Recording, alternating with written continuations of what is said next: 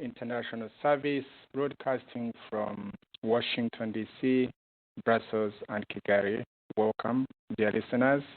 You're with Dr. Theogene Rudasingwa, and today, on Saturday, the 6th of August, 2016, we will be talking about item number 2, objective number 2 of the new Rwanda National Congress political program, which is to eradicate impunity that has existed in Rwanda for a long time.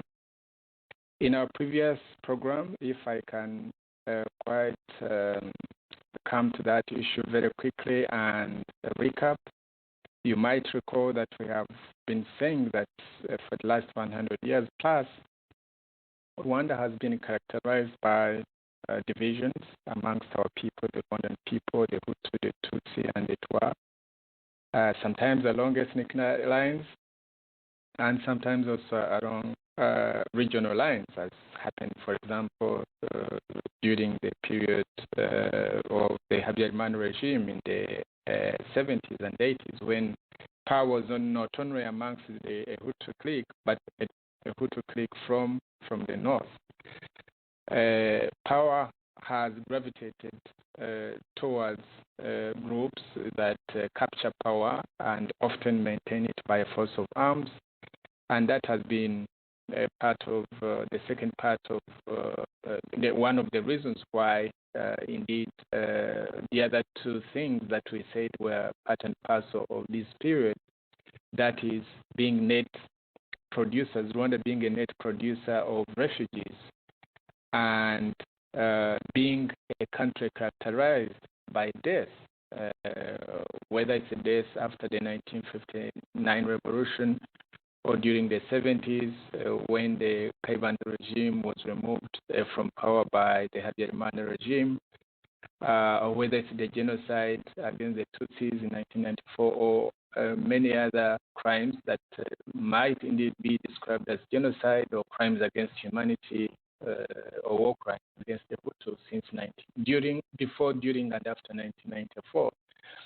So that has been really the pattern. The pattern of power has been power in the hands of a clique, and because of that, therefore, divisions become part and parcel of ruling. They are an instrument of ruling, and also, of course, the issue that we become net producers of refugees and the nation characterized by death. And the other thing that in the previous program, when we were talking about objective number 1 of never again genocide, never again war crimes and crimes against humanity, never again having war that has consequences that have had an impact or consequences on every Rwandan, whether Hutu, Tutsi, or Twa, or whether rich or poor, or whether somebody from the north or from the south, from the east, from the west. War has an impact that is devastating for the whole country and also for the region.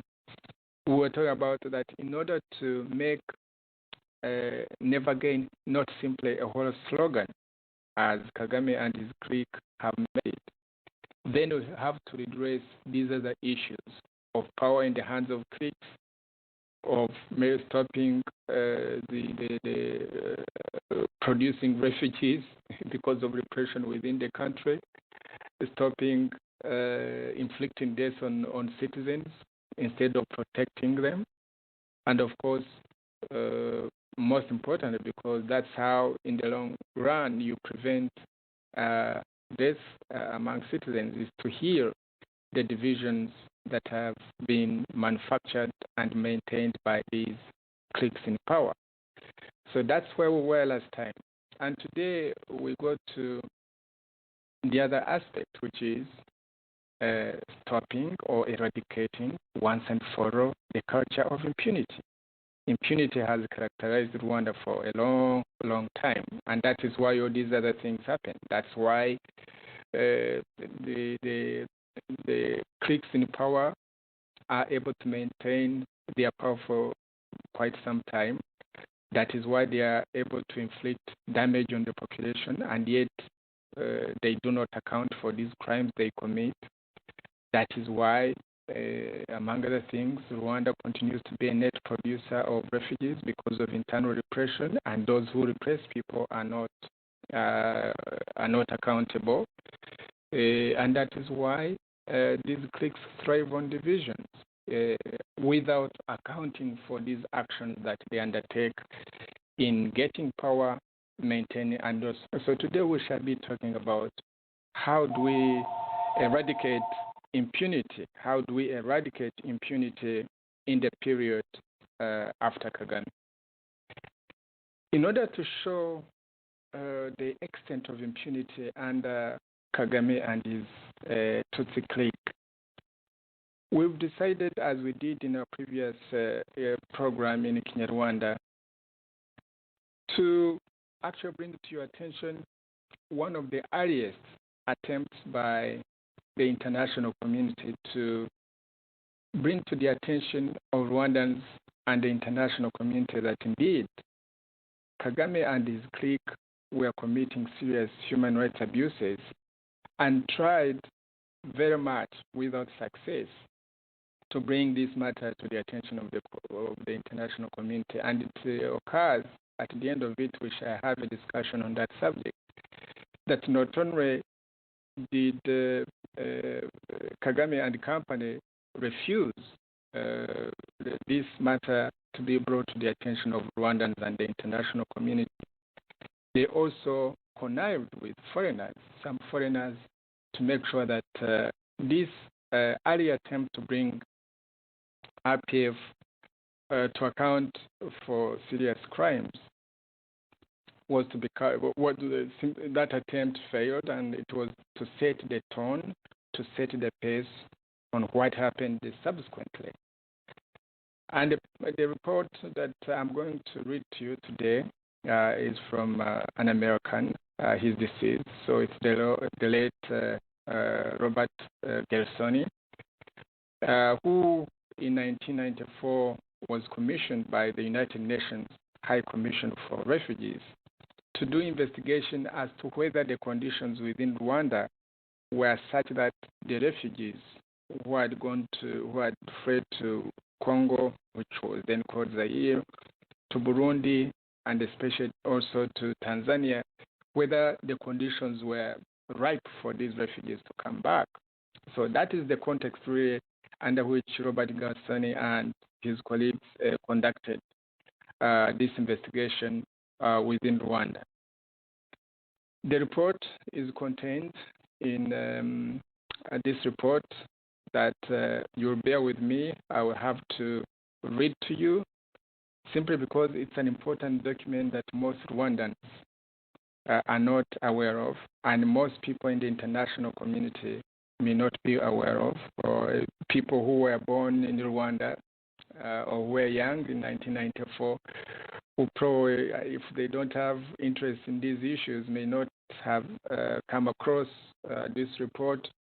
I have posted it on my Facebook for those who might be interested, or you can search for it on Google on the internet. So it's a summary of UNHCR presentation before a committee of experts titled Prospects for Early Repatriation of Rwandan Refugees Currently in Burundi, Tanzania, and Zaire. And it goes like this. I read.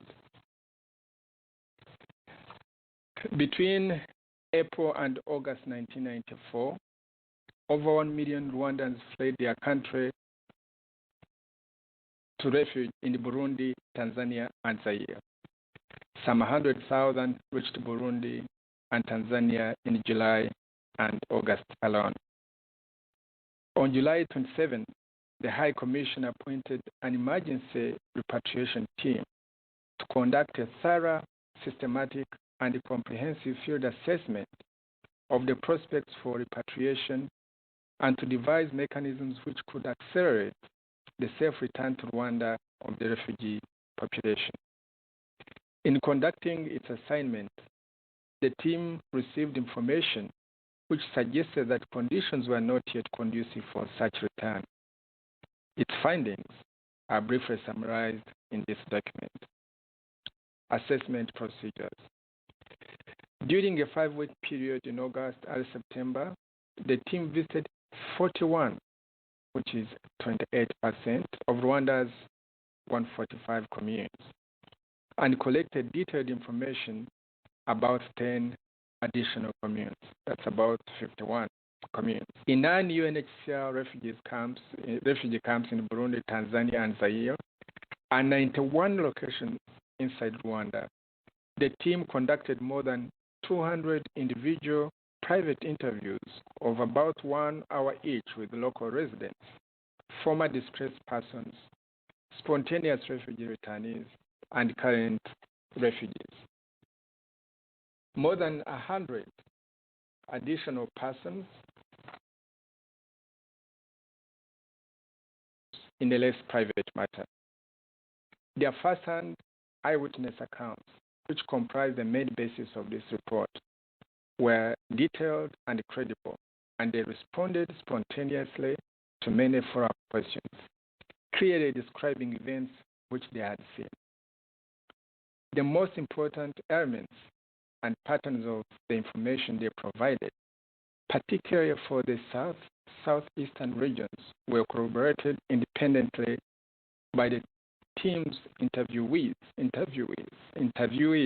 in several countries outside Rwanda and by those in different locations inside Rwanda. These reports are also mutually corroborative with information gathered independently by UNHCR offices in neighboring countries and through contacts established in Rwanda. According to the most recent of these reports, the types of activity described later herein in the southeastern region during the first half of September. These accounts, if accurate, compare certain unavoidable findings which are set forth later herein. The government of Rwanda permitted the team full independent freedom of movement without accompaniment and control through the issuance at the outset of the mission of an official letter of authorization which, with few exceptions, was honored throughout the country. Genocide of Tutsis. The government of Rwanda, the UNHCR, and the international placed considerable emphasis on the early return of all refugees, and particularly those who fled Rwanda during the past year. Of these, the refugees currently remaining in neighboring countries are in the main Hutu people. It was not within the team's mandate, nor was it able to conduct a systematic inquiry into the killing in April 1994 of hundreds of thousands of Tutsi people and many Hutu people by soldiers, militias, and surrogate forces of the former government of Rwanda. Killings of the Tutsi people have been described by the special rapporteur of the Commission of Human Rights in his June 28, 1994 report as genocidal in nature. Due to the nature of its mission, the team's findings concerned principally the conduct of the Rwanda Patriotic Army, the military forces of the current government, with respect to the Hutu residents of Rwanda. Previously known as the Rwanda Patriotic Front, RPF, this force has since been redesignated as the Rwandan Patriotic Army, RPA, and is referred to throughout this document as such. However grave the team's findings with respect to RPA conduct, they do not mitigate, nor should they be permitted to obscure the genocidal violence unleashed against the Tutsi people in April 1994 by forces of and associated with the previous government. Principal findings. Based on information gathered through the procedures described earlier, following are the principal findings of the emergency repatriation team, which affect the prospects for an early large-scale repatriation of Hutu refugees currently residing in neighboring countries.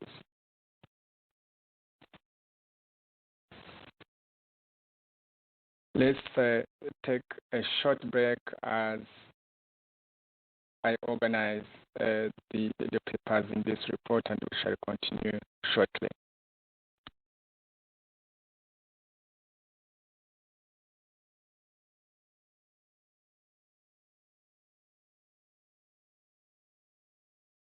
Thank you for your patience. We continue with the findings. With respect to Butare, Kibungo, and parts of Kigali prefectures. Number one, significant areas of Butare prefecture, Kibungo prefecture, and the southern and eastern areas of Kigali prefecture have been, and in some cases were reported to remain as of September, the scene of systematic and sustained killing and persecution of their civilian Hutu population by the Rwandese Patriotic Army. These activities are reported to have begun, depending on location, between April and July 1994, immediately following the expulsion from each area of former government military militia consistently reported to be conducted in areas where opposition forces of any kind, armed or unarmed, or resistance of any kind, other than attempts by the victims of these actions to escape, were absent. Large-scale, indiscriminate killings of men, women, children, including the sick and the elderly, were consistently reported. The reported violence includes mass killings at meetings. Local residents, including entire families, were called to community meetings, invited to receive information about peace, security, or food distribution issues. Once a crowd had assembled, it was assaulted through sudden sustained gunfire, or locked in buildings into which hand grenades were thrown, systematically killed with manual instruments, or killed in large numbers by other means. Large-scale killings which did not involve such meetings were also reported. House-to-house killings and attacks on villages and displaced population. Pursuit of hidden populations. In response to the above actions, significant segments of the population flee into hiding in swamps, bush areas, banana plantations, and other areas of difficult access to RPA soldiers. In many cases, they remain in hiding for extended periods. Soldiers, in a few more recent cases, accompanied by surrogates armed with spears and other manual weapons, were reported to actively pursue the hidden population through sudden, apparently well-coordinated attacks with gunfire, silent attacks in which hidden groups are killed with manual weapons, burning of swamp areas to prompt movement by civilians who are then killed, periods in which operations are suspended, followed by invitations to the hidden families to return home in peace. Shortly thereafter, the villages are attacked and returnees killed. Killing of asylum seekers. Asylum seekers, particularly those fleeing from Rwanda in a southern direction towards Burundi, are reported systematically intercepted, commonly used routes via road and through the countryside, which pass through Matongo and Musenyi in southern Birenga Commune, and in areas close to the river, which defines the Rwanda-Burundi border. Killing of returnees. Hundreds of Rwandan refugees in Burundi have had government of Rwanda radio broadcasts inviting and calling on the refugees to return home, and some of the refugees tried to do so. Some attempted to return to Rwanda with their entire families. Others sent one or two individuals as advance scouts to confirm that conditions are peaceful. Still, others traveled to their home areas to find and or bring their relatives back to Burundi, or to harvest food to bring back to Burundi for their own consumption or for sale. Regardless of their motivation for their return, those who attempted to return and who were able to flee back to Burundi report consistently eyewitnessing killings and seeing the relatively fresh bodies of their Hutu neighbors and relatives. Killing of the sick and the elderly. Some individuals who are too old or too sick to flee to a neighboring country or to hide in the swamps remain at their homes. Reports indicate at least some of these are killed by RPF soldiers. The foregoing activities have not been reported to be carried out throughout the geographical areas above, nor carried out simultaneously in the areas which are affected. Nonetheless, an unmistakable pattern of systematic RPA conduct of such voidable conclusion of the team's interviews. More than 80% of the interviewees in this region, both inside Rwanda and in 6 refugee camps in neighboring countries, provide detailed, credible reports of the conduct summarized above. As the team traveled extensively within Rwanda through some areas across the borders with Burundi and Tanzania, no RPA military personnel or checkpoints reported or alerted the team to security danger in these areas, which they might encounter, or made reference to the RPA and former government soldiers or militia conducting incursions into these areas. During its journey, the team often took care to check with RPA military personnel and was always assured that it faced no security problems in the conduct of its travels. 2 incidents of the killing of Tutsi returnees by Hutu armed men with machetes were reported by Tutsi interviewees in 2 locations. The interviewees characterized the events as isolated incidents. One incident involved the killing of a Tutsi refugee from Burundi who appropriated the house of the Hutu owner who was still hiding in a nearby area. The second incident involved the killing of a Tutsi family by 6 Hutu men armed with manual weapons said to have returned to their home area from Burundi. To the interviewee reports, a common manner of effecting these killings is through the use of hoes to the scars of victims or of machete blows to their heads and necks. The burning of victims in row houses which have such roofs was widely reported.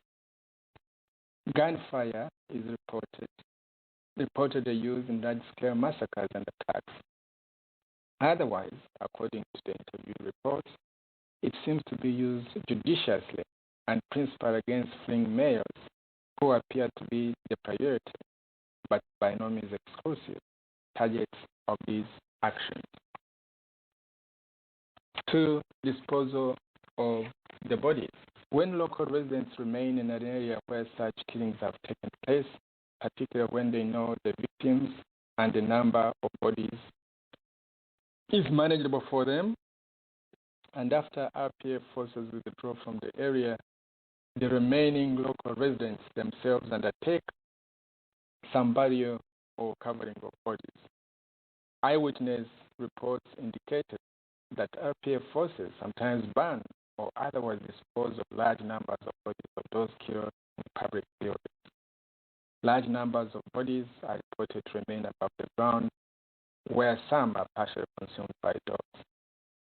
Some formerly displaced persons and others have reportedly been ordered or obliged by RPF forces to bury the probability of victims. It appeared that the vast majority of men, women, and children killed in these actions were targeted through the pure chance of being caught by RPA. No vetting process or attempt to establish the complicity of the victims in the April 1994 massacres of the Tutsis was recorded. The number of deaths. It is estimated that from late April, May through July, more than 5,000 and perhaps as many as 10,000 persons per month may have been killed in the manner described above. During August, while some 60,000 new refugees were arriving in Burundi and Tanzania, the number killed may have been somewhat less than in previous months, but probably at least 5,000.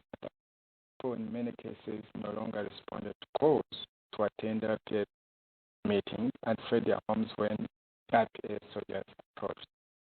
Also by then, many were dead or in exile in Burundi and Tanzania. Through extensive travel on secondary and tertiary roads,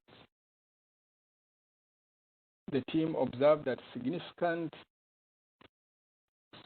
geographical areas of southern Kibungo and southern and eastern Butare prefectures were virtually, others were partially populated with varying degrees of apparent stability and security.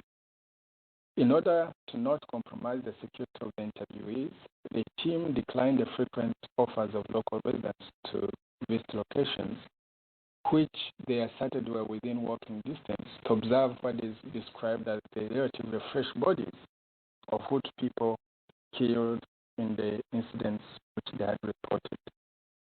Nonetheless, the team director observed 150 bodies which appeared to have been dead for about 7-10 days, and which included men, women, and children. The strong smell of deteriorating bodies was often present in the areas visited by the team. During the last few days of August and the first days of September, new refugees' arrivals to Tanzania diminished somewhat but remained substantial. The lower arrival rates could be attributable to the factor described in the preceding paragraph. The systematic interdiction and killing of asylum seekers described earlier may be discouraging to those who feel compelled to flee from attempting to do so. The communal origins of the latest arrivals suggested that reported RPA actions may, at that time, have been concentrated in areas more distant from the border, for example, in eastern Kigali prefecture. It could also be that such actions were, at the time, at least temporarily diminished. With the exception of the returnee cases reported within paragraph 1 above, no significant return to Rwanda of people from Burundi or Tanzania was reported or observed during this period. With respect to Ruhengeri Prefecture, in striking contrast to the southern and southeastern regions described above, refugee returnees from Zaire, of whom there were more than 100,000, and local residents in parts of western Ruhengeri visited by the team, including many who had been temporarily internally displaced in July and had since returned to their homes, reported overwhelmingly that conditions in their area were secure, stable, and peaceful at the time of the team's visit in early August. Voiced by local authorities permitted families to walk home for brief exploratory visits, confirm for themselves their security situation, and return to Zaire to bring back their families. The killing of returnee group. Based on credible reports gathered by UNHCR office in Zaire from 2 seriously wounded survivors, it appears that on August 3rd, a group of up to 150 refugee returnees, including entire families of men, women, and children who are walking from Zaire to northern Ruhengeri, were intercepted, questioned, and killed by RPA soldiers just at the Zaire-Rwanda border north of Kinigi. To date, it appears that if the report is accurate, this may have been an isolated incident in the prefecture. With respect to Gisenyi Prefecture, in several Gisenyi communes visited by the team, less than % of the normal population appeared to be present. The proportion of population present in other communes was considerably higher, though in general lower than the prefecture at that time. Consistent reports in the Gisenyi Prefecture described a systematic pattern of arbitrary arrests and disappearances from adult males, all of whom were alleged to be suspected of being militia airmen associated with the former government. Of an estimated 400 or more arrests, it appeared that half may have been refugee returnees from Zaire, some of whom were intercepted as they attempted to cross the first checkpoints in the prefecture. In some cases, an informal, though unevenly administered, vetting process to determine if those arrested were in fact militia or had participated in the 1994 massacres was reported. The execution of at least dozens of those arrested was credibly reported. Both arrests and physical abuse of local residents were credibly reported in some areas of the same prefecture, to which refugees had returned from Zaire, and in some sectors from which the population had never fled. Local residents stated that they were considering fleeing to Zaire. In fact, a small trickle of refugees was noted to have arrived in Zaire from southern Tseng during the team's visit to the Goma area during the following days.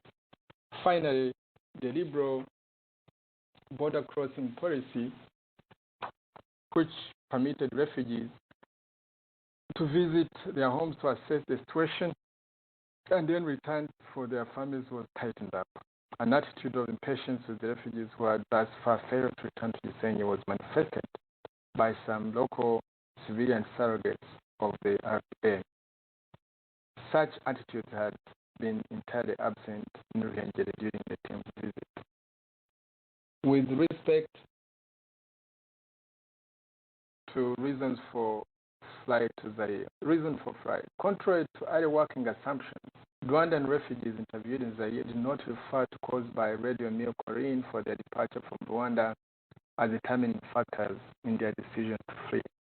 Roughly half of the interviewees in Zaire indicated they had been urged to flee by former government civilian and military officials in their home areas, or that on their own volition they had decided to flee with or immediately ahead of former army soldiers because of a general fear of the RPA, not necessarily linked to direct negative experience. Many simply cited panic as their motivation. Those reporting these motivations tend to come from Western Ruhengeri Prefecture and from parts of Gisenyi Prefecture. However, half of the interviewees in Zaire reported eyewitnessing at the time of their flight or in earlier contact with RPA acts of violence by the RPA against Hutu civilians, which were similar in type, though far less in frequency, to those reported in Kibungo, Butare, and southern and eastern Kigali prefectures. They included meetings which evolved into massacres and attacks on civilian villages. Those reporting such violence tended to come from eastern Ruhengeri and some parts of Byumba prefecture. With respect to reasons for return from Zaire to northern Rwanda, reasons for returnees to Ruhengeri prefecture from Zaire cited their perception of its relative security and the message it had received from the government. A survey on one of some 80 returnee families who were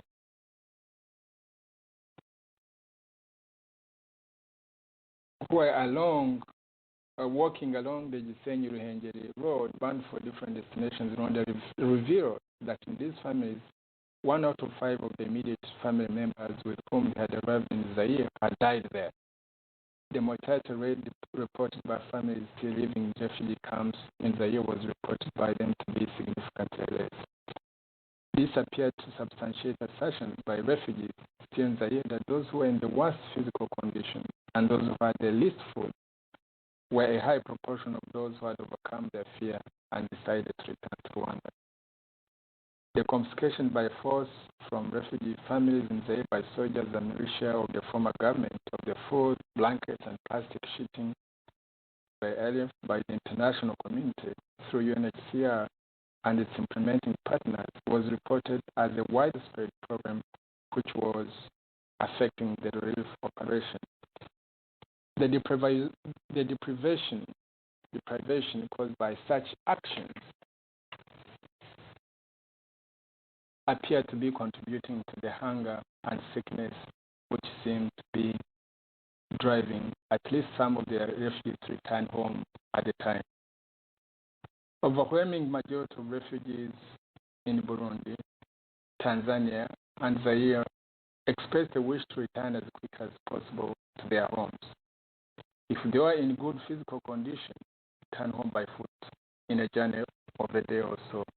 They stated that their main, and in most cases their only, constraint to do so was the fear of being killed in their home area, either upon their return or at a later time. Many asked the United Nations to intercede with the current government of Rwanda, and particularly with the RPA, to cease killing so that they could return home promptly. In order for both spontaneous and organized repatriation to proceed, the government of Rwanda must create conditions conducive for the return in safety of the refugees. Progress will have to be closely monitored by the UN system, both in towns along the main road and through deployment in a permanent and sustained manner, particularly in off-the-road rural areas, such as specific community capitals, to ensure that the actions reported herein are promptly the UNHCR emergency repatriation team. End of the report of the Robert Gassoni report. Let's take a short break. When we come back, we shall continue the conversation.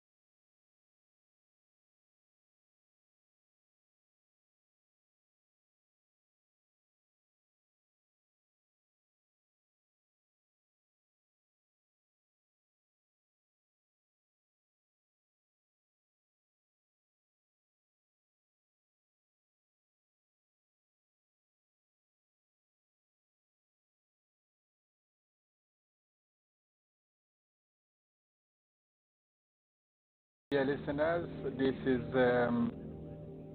Radio Ihuriro International Service broadcasting from Washington, D.C., Brussels, and Kigali.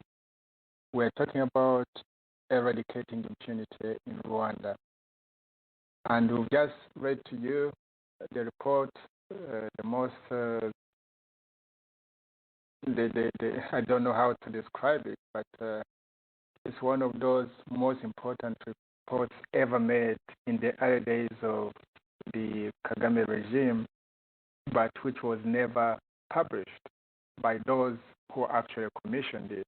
You might recall from the very beginning I told you that this was commissioned by the UNHCR, the United Nations High Commission for Refugees, and was supposed to assess the conditions within Rwanda that would allow refugees to return from Burundi, from Tanzania, and from Congo in the immediate aftermath of the genocide and the victory of the military victory of the RPA against the government forces of the day and the militias of the day in Rwanda.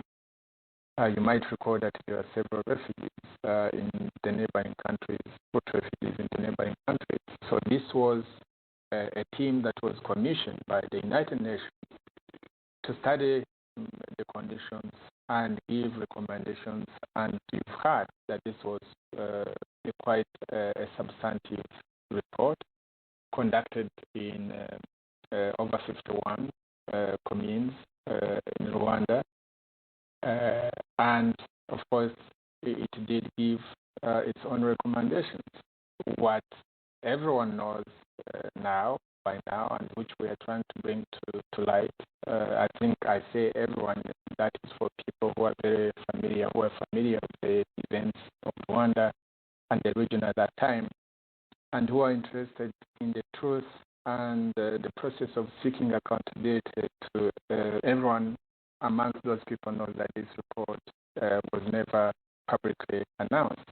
And so the following document which I'm going to read to you, if you can be patient with me, and thereafter we shall have a discussion and the way forward looking at what we therefore intend to do now and what we intend to do in the aftermath of the Kagame regime.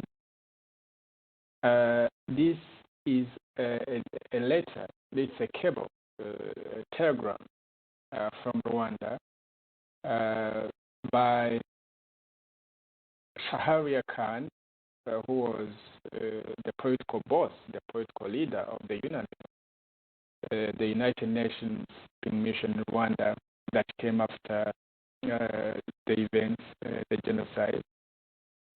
And Shaharia Khan is writing to Kofi Annan, who was then the head of peacekeeping at the United Nations, and somebody by the name of Gould, another high political figure at the United Nations in New York. And this cable is also copied to Gary Khan and Kitani, also at the United Nations in New York.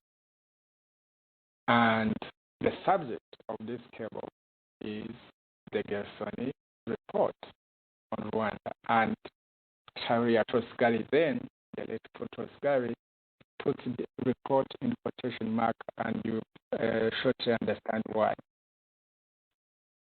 It starts as follows. The Gerson report has been the subject of high-level exchanges, including an exchange of letters between the President Bizimungu and the Secretary General, and considerable media speculation. The report has led to a highly critical reaction from the Rwandese government towards the United Nations and agencies in general, and the UNHCR in particular. The following are our observations at the background and development of the report as seen from Rwanda. 2. On September 14th, immediately after my return from Zaire, I was informed by Mr. Iqbal Riza, Assistant Secretary General, Peacekeeping, on the telephone, that I should proceed immediately to Nairobi in order to meet Mr. Kofi Annan, the Under Secretary General for Peacekeeping, who would explain the background to a disturbing report from a UNHCR expert. The High Commissioner for Refugees, Mrs. Ogata, has forwarded the report to the Secretary General with an expression of concern that its public surfacing would be damaging. Since September, I proceeded to Nairobi in the same aircraft as President Bizimungu and met Kofi Annan in the VIP lounge of Nairobi Airport before he left for Somalia. Mr. Annan informed me of the outlines of Gersoni's findings, adding that if they prove to be correct, then Rwanda's government as well as the United Nations would face severe public criticism. It was essential, therefore, that the government be persuaded to respond positively to the report. He put that report in quotation marks, as if to say, the so-called report. This was the first time I or any of my colleagues in UNAMIO had come to cross Gersoni or his report. The fact that he had been carrying out an investigation in Rwanda on behalf of UNHCR between August and September was not known to us. Significantly, President Bizimungu has stated in his letter to the Secretary General that this type of working method is putting at stake the credibility of UN in general and UNAMIO in particular. 4. On September 19th, Mr. Annan arrived in Kigali. Mr. Gersoni and Mr. Majan of UNHCR accompanied him from Nairobi. Immediately after arrival, Gersoni gave a detailed verbal briefing from his notes on his findings. The meeting was attended by Mr. Annan, Mr. Majan, Force Commander Major General Guy Tosinya, and myself. The main point of Gersoni's briefing are contained in the summary attached that the UNHCR representative in Kigali conveyed to President Bizimungu as an annex to a letter from Mrs. Ogata. In a 2-hour briefing, Gersoni put forward evidence of what he described as calculated, pre-planned, systematic atrocities and genocide against Hutu by the RPA, whose methodology and scale, he concluded, 30,000 massacres, could only have been part of a plan implemented as a policy from the highest echelons of the government. In his view, these were not individual cases of revenge and summary trials, but a pre-planned systematic genocide against the Hutus. Gersoni staked his 25-year reputation on his conclusion, which he recognized were diametrically opposed to the assumptions made so far by UN and the international community. Mrs. Ogata had accordingly advised the UNHCR should not encourage the return of refugees. Number 5. After the briefing, Mr. Annan, accompanied by Mr. Gersoni, me, Mojan, and myself, followed on the Ministers of Interior, Mr. Seth Sandeshonga, the Minister of Foreign Affairs, Mr. Jean-Marie Vianney, and the Prime Minister, Mr. Faustin Twagiramungu. The President and Vice President were out of the country. Mr. Gersoni gave a full account of his findings to his interlocutors. The Prime Minister and the 2 ministers had out mass genocide by the RPA with politeness and equanimity. They expressed shock at Gersoni's findings and conclusions, rejecting them as part of planted evidence, but made no hint of. The immediate points that were made by the Prime Minister and the Minister of Interior were A, where the government itself acknowledged that some individual acts of revenge have taken place, it would not be possible for the government to massacre 30,000 people without the world finding out about the genocide. B, it was highly unlikely that the RPA would travel around with bows, clubs, and machetes as intended by Gersoni to carry out its massacres. C, the President and the Cabinet Ministers had themselves been concerned at the press among reports of RPA atrocities along the Tanzanian border. The President had stayed in the area for 3 days to observe conditions, but had found that it was mainly Hutu extremists operating from camps in Tanzania that were inciting fear among the population. The President had seen no evidence of bodies floating down the Kagera River with hands tied behind their backs.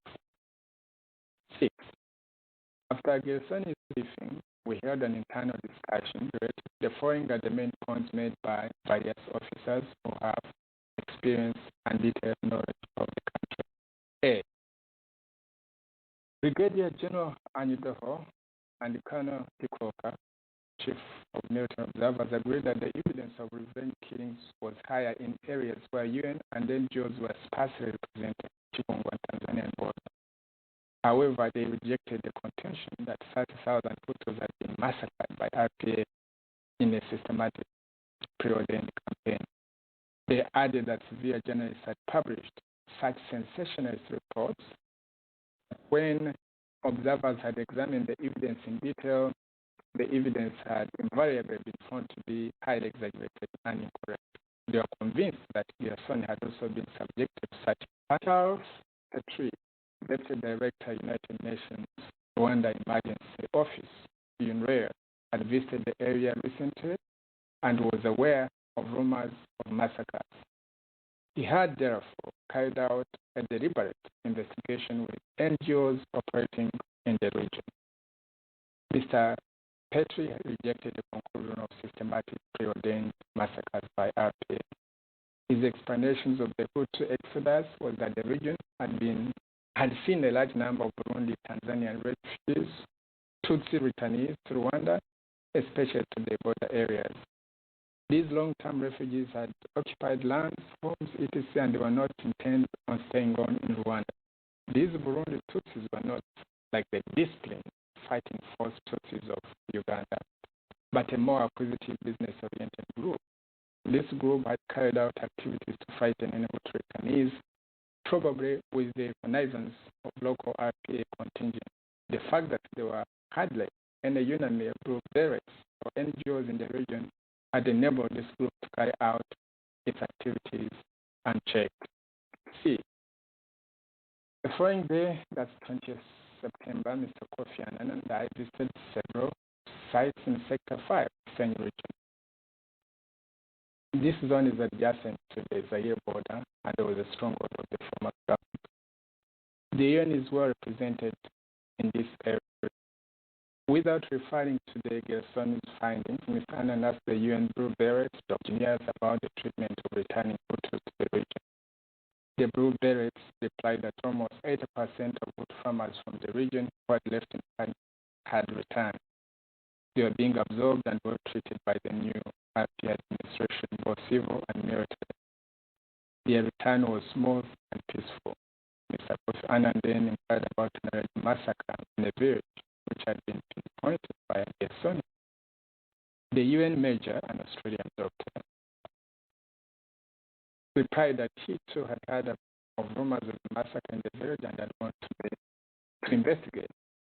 Found that, in fact, a massacre had taken place in late July, but it had been commissioned by a rabid Hutu extremist mayor who had been operating in the region.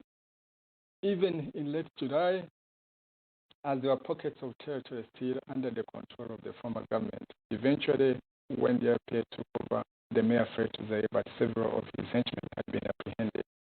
These alleged criminals were now in custody. They were being correctly treated as prisoners, and their names had been given to the International Committee of the Red Cross. 7. My own assessment of the situation endorses 6B above that probably the Kibungo and the Tanzanian border region had been heightened incidents of revenge killings and atrocities by Burundi Tutsis.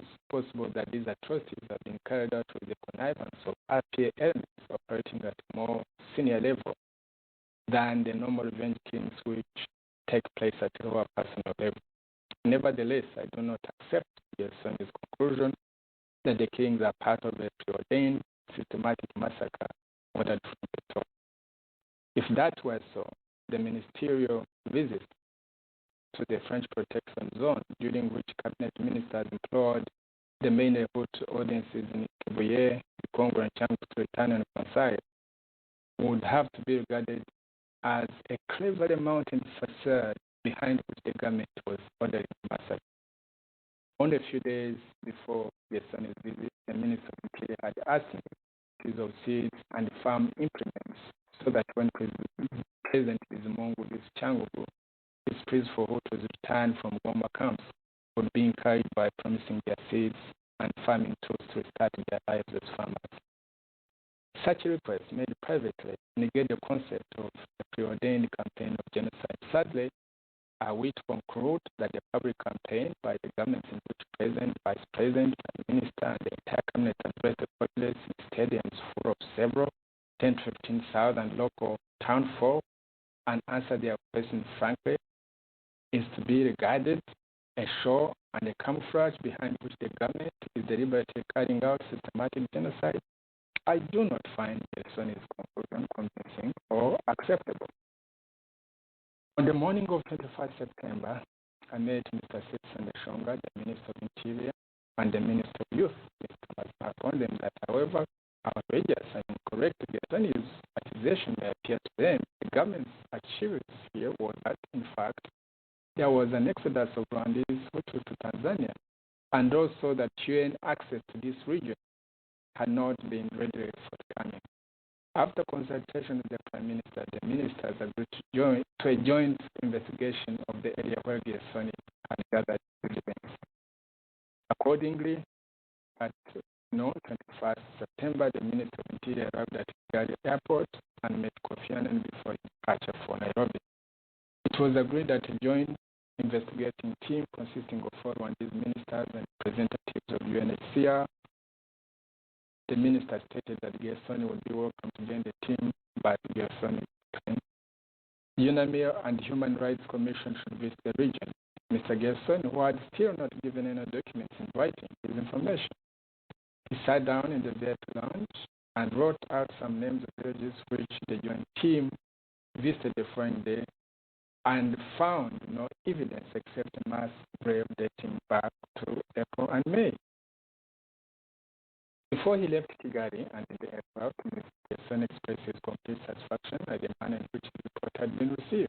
He said that UNAMIR had treated it with due seriousness, and the Rwandese government had reacted positively by appointing a joint investigating team. He could not have expected more. Mr. Kofi Annan's conclusion was that the report, if there was in fact a written report, should now be referred to as information which would be investigated, and that meanwhile it should stay in the folder as findings and conclusions that have not been checked and or verified. Regrettably, 2 days later, the international press was referring to the Gersone report, and UNHCR spokesman was also commenting on its conclusion, and the High Commissioner directed to the UNHCR staff. Subsequently, the High Commissioner addressed a formal letter to President Bizimungu in which she attached as an unsigned document, which in fact is a resume of Gersone's allegations. This, instead of keeping the lead on, fueled more speculation with predictably damaging results. 12, as expected, was furious with the accusations that were now public knowledge and addressed a press conference indicting UNHCR in particular and UN in general. He addressed a letter to the Secretary General and all senior members of the cabinet have felt deeply anguished and laid down at the public hearing of the Gersone report. They argued that despite false accusations by Gersone, the government had demonstrated its good faith by appointing a joint investigating team. Notwithstanding, the report has been made public, even the parts of the written document being conveyed to them. They feel especially aggrieved that there was no attempt to check or verify Mr. Gersone's findings, and an uncorroborated verbal report was given credence against the type of general opinion by people on the ground. The UNHCR has acted like the prosecutor, jury, judge, and executioner rolled into one. Although most of the Rwandese government's wrath is aimed at UNHCR, some of the anger, especially at the middle and lower levels of the government, is spread out to all UN agencies. Most of the agency representatives have reported to me that their work and standing have been undermined by the airing of the Gersone report. From the outset, at number 13, we have given Gersone the respect that he deserves as a profession. His findings were regarded as honest. Who disagreed with his conclusions but accepted the integrity of the assessment based on the evidence that he had collected. In the end, when he had pronounced himself satisfied with the UN and government reaction to his report, there was a clearly expressed understanding that the matter would await verification and should not proceed further. We shared these conclusions with the visiting U.S. delegation. Subsequently, the public airing of the Gersony information to date is not written report, is therefore extremely regrettable and damaging to the UN cause in Rwanda. The net result of the report can be summarized as follows. One, the Rwanda's government has, as expected, taken profound umbrage to the report, not so much for its content, but as a manner of its public airing without allowing a verification of Gersony's conclusion or even cleared the pitch of all UN agencies operating in Rwanda. Three, the public airing of the report and the High Commission subsequent formal actions have contravened the understanding that the report will not be acted upon until it passes through a counter-checking filter. UNHCR did not consult any of the concerned agencies, including UNAMID, before, during, or after the finalization of the report, and chose to act on its conclusions without regard to opinions held to the contrary by other UN agencies operating in Rwanda. Four, the report is now acting as a self-fulfilling prophecy. Flow of refugees has virtually stopped because radio reports have instilled a sense of fear in returning refugees. 15, we are now engaged in a damage limitation exercise. Hopefully, time and our bona fides will act as a healer. 16, best wishes, Shahaviyaka. There we are.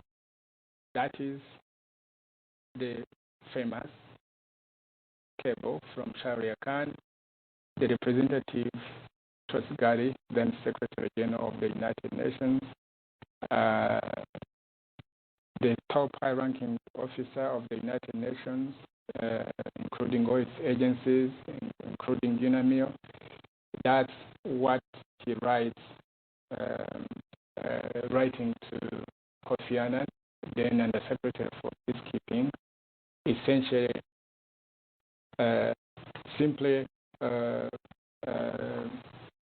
airing his frustration and his anger and conveying the new government of Rwanda, or the then government of Rwanda's anger with regard to the Gersony report. Let's take another short pause. When we come back, we shall now continue our discussion.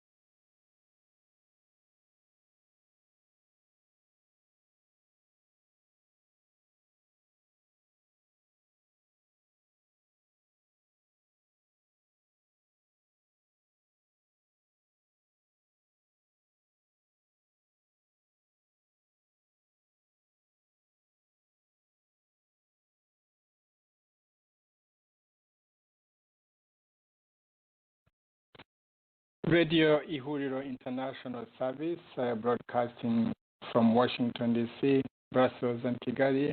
You're with Dr. Theogene Rudasingwa. We are discussing and reviewing and talking about how to eradicate impunity that has characterized our country for too long.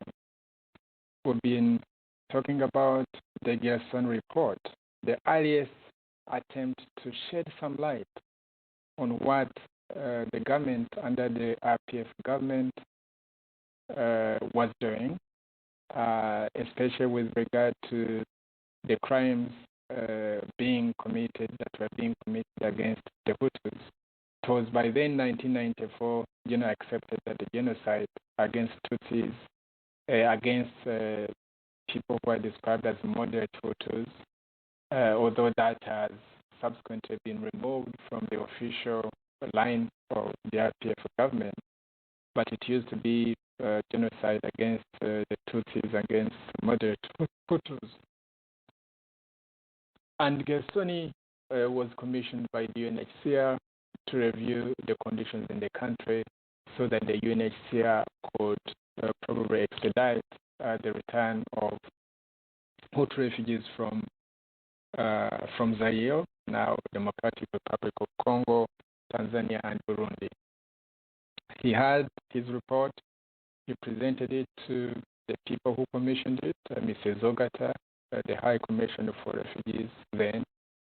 And of course, the report went as far as Secretary General, the late Boutros Ghali, and of course to the head of peacekeeping, Kofi Annan. And you can see in the drama in the cable that I read to you, based on how the government of Rwanda of the day had reacted, the international community represented by Sharia Khan within Rwanda was actually intimidated. Intimidated either because of the guilt, because even as Secretary General then and before then, and after that, we were in the habit of really intimidating the international community as to what they failed to do to prevent or even to stop the genocide.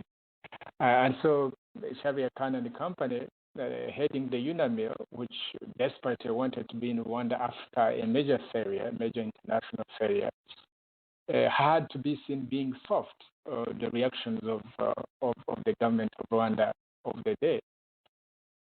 But this certain pace, what was to follow thereafter. Remember, this is in 1994. Gerson has written a report.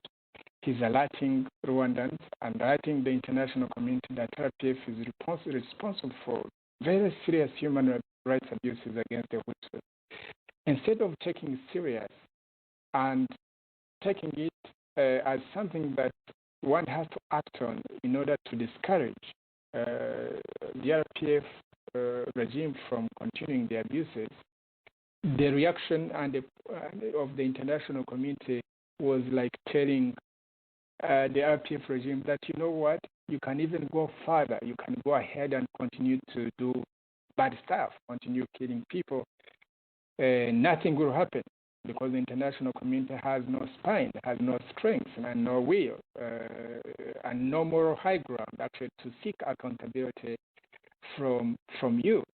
And that was to happen and has happened time and time again. Remember, we have not even talked about the shooting down of the plane in which President Habyarimana and the President of Burundi, Cyprien Ntaryamira, were killed together with the entire entourage. We shall revisit that in future programs. But remember, even at that early stage, nobody, neither the Africans nor the rest of the international community, including the United Nations, has even asked for an investigation to take place to establish what in fact happened, who was responsible for the shooting down of the plane. And so you can see the shooting down of the plane, no accountability, no process of saying, let's find out. No, nothing has happened. The Gerson report comes, and instead of responding in a more affirmative and a stronger reaction from the international community to seek accountability, they decide instead to condemn the UNHCR and try to exonerate the government of Rwanda from these serious human rights violations. But let us ask the question, who was in charge of Rwanda at that time? What was the structure of the government? And what was the structure of the RPF, which was in power? Indeed, RPF had uncontested power in Rwanda at that time because of the military victory against the government forces of the day. But the structure of power in Rwanda was in military hands. Yes, there was President Bizimungu. There were all these Hutu ministers who were either RPF, like Sendashonga, the Minister of Interior, and others who had been incorporated as part of the Arusha Peace Agreement, like Prime Minister Twagiramungu. And within the RPF, there was the chairman of the RPF, Colonel Alex Kanyarengwe, and myself, I was the Secretary General. But in reality, the power really at that time and thereafter was in the hands of Vice President Kagame, who was the Vice President, the Vice Chairman of RPF, the Chairman of the High Command, and Minister of Defense. Everyone knew, anybody who visited Rwanda at that time knew that the guy in the power was actually President Kagame. And because these abuses that are highlighted in the Gerson report, you may ask who was in charge of the military and the intelligence services that were part and parcel of the total landscape of Rwanda at that time. At the head of the army was, at that time, Sam Kaka, the head of the commander of the army at that time. And he was effectively the one, running the military on behalf of President Kagame. He took orders from Kagame, and he took instructions from Kagame and reported to Kagame. The other very powerful elements in the military at that time were, of course, Kayumba Nyamwasa, who for most of the period, during that period of time, since 1990, had been the head of the Directorate of Military Intelligence. And of course, at that time, the head, at that time he was, I believe, the deputy of the gendarmerie, which of course became the national police later. But it didn't matter where he fell in the hierarchy, even though he was the second in command, he was effectively the one in charge of that, and he still controlled both in the military and especially within the military intelligence. And of course, there was KK, Karenzi Karachi, who was at that time in 94. I'm talking about 94, the time of the Gerson report. And so when it comes to seeking accountability of crimes committed by RPA at that time, which of course has never happened, you would have to start with Kagame himself. You would have to look at the entire chain of command. If the Gerson report had been taken seriously, one would have certainly wished to ask Kagame, one would have wished to ask KK, one would have wished to ask the person who had run DMI for almost 4 years by then, Kayumba Nyamwasa, and the commanders in the areas that were being described in the report. Of course, that did not happen. That did not happen. And so when we talk about the lack of accountability, when we talk about impunity, these are some of the things that we have to talk about. Now, it's almost a quarter of a century later. The Gerson report has been shelved. It never became public, except that I think the late Gersoni did us a favor, or somebody within the media did us a favor. Thanks to them, we now have this report. That is why it's going to be one of the exhibits when we talk about truth and reconciliation in Rwanda in post-Kagame era. Of course, it's not only when we talk about accountability, should not in the future be asking only the military people who run the enterprise of killing people in Rwanda, whether civilian or military or the hierarchy, even ourselves, people like me, who was the Secretary General, it would be very interesting at that time to ask President Bizimungu, to ask Kagame, to ask all these military officers I've mentioned, to ask and to ask other people around that time about what they know about what was going on in the country at that time and how really effectively where the power was, and the power was in the hands of the military, power was in the hands of its institutions, especially the Director of Military Intelligence. And when Seth Sendashonga and Minister Seth Sendashonga and Jean-Marie Vianney Ndagijimana and Prime Minister Twagiramungu, when they are surprised by this large number of people that had been killed, they express, no knowledge of what was going on, simply because they didn't know, or probably it was early enough in the marriage between them and the RPF, because subsequently next week when we talk about the Kibeho massacre, we shall bring this matter again, and it is because Twagiramungu and Sendashonga and others who were concerned, the Hutus who were working with, had become very knowledgeable about what was going on in the country, these massacres that were taking place in the country against the Hutus, that finally, when they tried to point it out, it was rather too late. Kagame no longer was willing to work with them. And so this is how impunity has grown from that early period up to now, because the people who were responsible for these crimes committed and which are documented by Garsoni's report, later on they would be involved in other killings. They were involved in the shooting down of the plane. There was no accountability. They were promoted. They were involved in these killings that Garsoni mentions. They were not held accountable. They were promoted. And of course, they were involved in the Kibeho massacre, and they were promoted. And later on, they would be involved in the very, very extensive and well-documented human rights abuses. Even timidly, the United Nations called them possible acts of genocide in the Democratic Republic of Congo. They were promoted.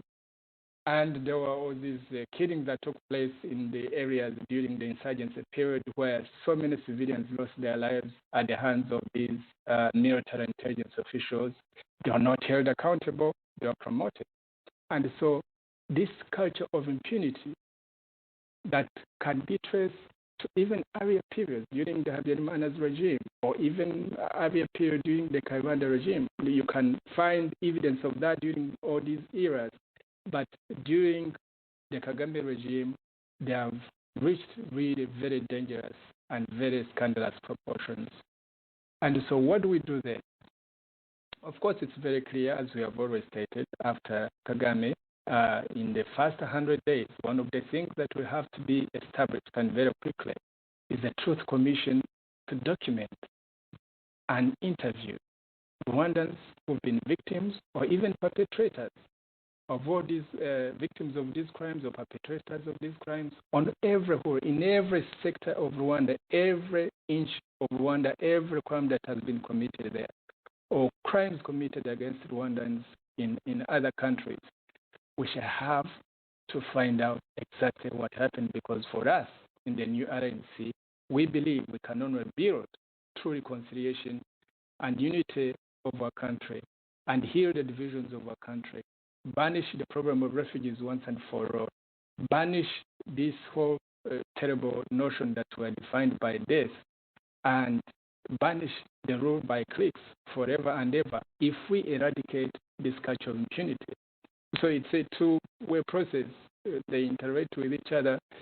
Eradicating the culture of impunity presupposes that you have the rule of law and democratic governance. But once you also eradicate it, it helps you to build better forms of governance that do not descend on people killing them or causing them to be refugees, but rather feeling that you are there to protect the people in the first instance. So that is something that we shall do in the first 100 days after Kagame. However, the new ANC is not even waiting until then. We are establishing the Rwanda Truth Commission, and we shall begin, and we have begun documenting uses. Fortunately, we start with reports like these ones. Unfortunately, some of the people, the foreigners who are implicated in this, we do not know when it comes to the post-Kagame era, how many of these will still be alive. But we are going to start documenting all these things from 1959, people who've been victims of state-inspired violence against people. We shall start documenting it. We shall have a website. We shall document it in what we are going to call the Black Book, the Rwanda Black Book.